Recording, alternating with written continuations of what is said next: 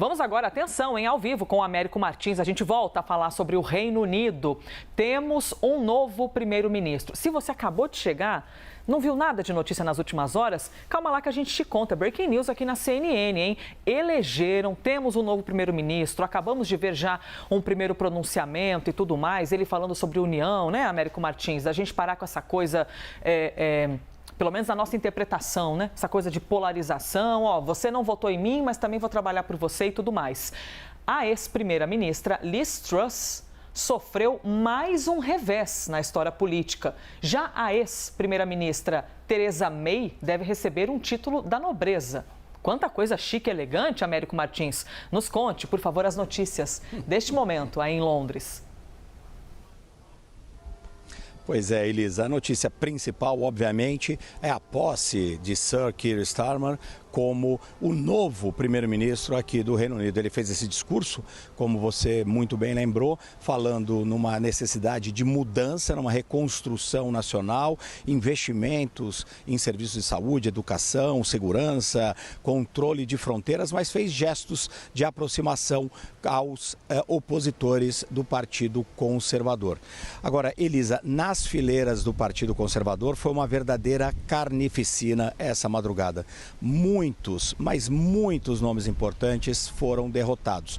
Um deles, você disse, a Liz Truss, ela foi primeira-ministra, ficou apenas 45 dias no cargo, é verdade, mas foi a primeira-ministra e ela acabou sendo derrotada 2 anos depois. É a primeira vez que uma ex-primeira-ministra é derrotada tão rapidamente depois de ter servido no cargo.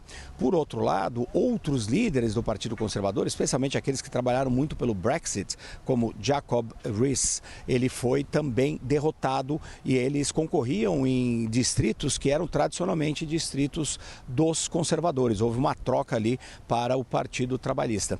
A ex-primeira-ministra Theresa May decidiu que não ia nem concorrer às eleições, ela decidiu se aposentar, mas recebeu uma surpresa ontem ao ser indicada pelo ex-primeiro-ministro Rishi Sunak para um cargo na Câmara dos Lordes, que também opera aqui dentro do Parlamento. Esse prédio aqui tem as duas câmaras, a Câmara dos Lordes e a Câmara dos Comuns, que são justamente os parlamentares onde está o poder político de fato.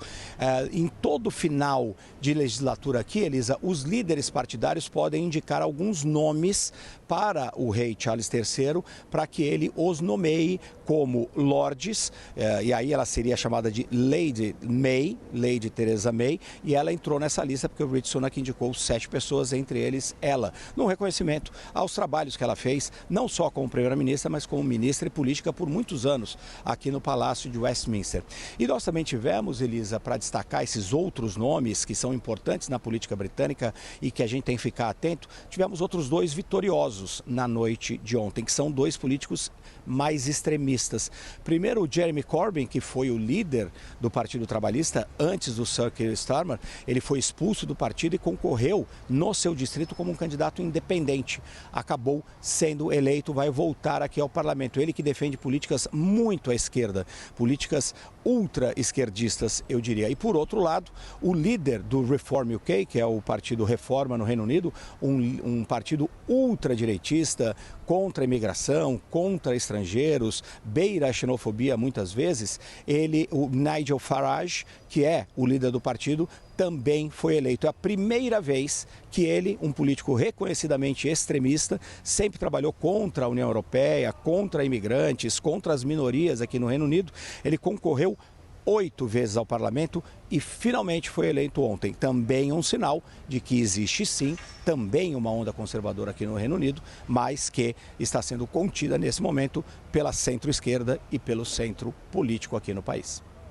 Américo Martins trazendo tantos nomes, até me lembrei aqui, Américo, a Liz Truss foi a que menos tempo ficou e ainda cumprimentou a Rainha Elizabeth, foi a última, né, a última pessoa, deu tempo dela cumprimentar a rainha e foi, se eu não me engano, a última foto pública até da Rainha Elizabeth, Américo Martins, foi justamente com a ex-primeira-ministra, né? Exato. Exatamente.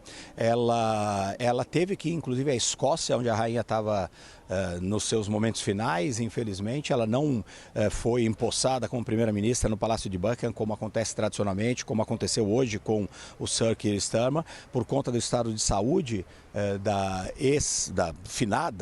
falecida Rainha Elizabeth II. Ela teve que ir a Balmoral, na Escócia, e lá é que ela tomou posse. Foi, de fato, a última foto pública da rainha. Ela acabou falecendo dias depois e a Liz Truss entrou para a história por esses dois fatos: ter sido a última primeira-ministra nomeada pela escolhida, que teve o pedido para se formar um governo pela Rainha Elizabeth II, e também, como você muito bem lembrou, com 45 dias de governo apenas, um governo caótico, ela caiu. Foi a primeira-ministra que menos tempo ficou no cargo em toda a história do Reino Unido.